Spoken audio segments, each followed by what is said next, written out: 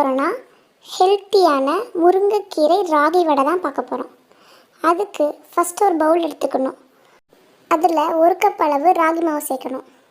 அடுத்து பொடியாக நறுக்கி வச்ச வெங்காயம், 2 பச்சை மிளகாய், அப்புறம் கருவேப்பிலை, கொத்தமல்லி தேவையான அளவு, அப்புறம் 1 ஸ்பூன் சீரகம், உப்பு தேவையான அளவு, அதுக்கப்புறமா கழுவி சுத்தம் பண்ணி வச்சுருக்கிற 1 கைப்பிடி முருங்கை இலை எல்லாம் சேர்த்து நல்லா மிக்ஸ் பண்ணணும். அதுக்கப்புறமா தேவையான அளவு தண்ணி சேர்த்து நல்லா பிசையணும்.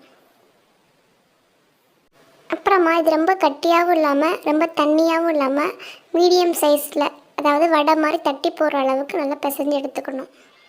அதுக்கப்புறமா கையில் கொஞ்சோண்டு எண்ணெய் தடவி சின்ன சின்ன உருண்டைகளாக உருட்டி வடை மாதிரி தட்டி எடுத்துக்கணும். வாழையில் இருந்தால் வாழையில் கூட நம்ம யூஸ் பண்ணிக்கலாம்.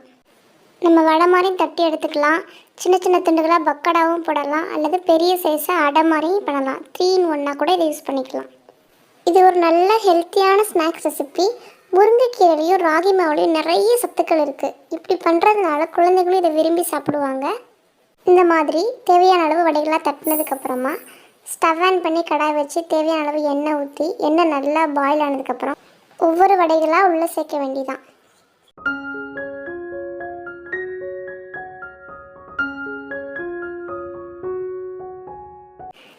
இந்த மாதிரி தட்டி வச்ச வடைகளெல்லாம் உள்ளே சேர்த்ததுக்கப்புறமா அடுப்பை மீடியம் ஃப்ளேமில் வச்சு பொரிச்செடுக்கணும். அப்போ தான் உள்ளேயும் நல்லா வெந்து முறுமுறுன்னு சூப்பராக இருக்கும்.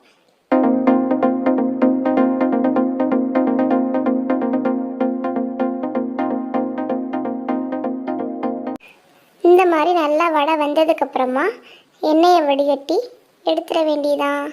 சூப்பரான சுவையான முறுமுறுன்னு முருங்கைக்கீரை ராகி வடை ரெடி. செஞ்சு பார்த்துட்டு எப்படி இருக்குன்னு கமெண்ட் பண்ணுங்கள். தேங்க்ஸ் ஃபார் வாட்சிங்.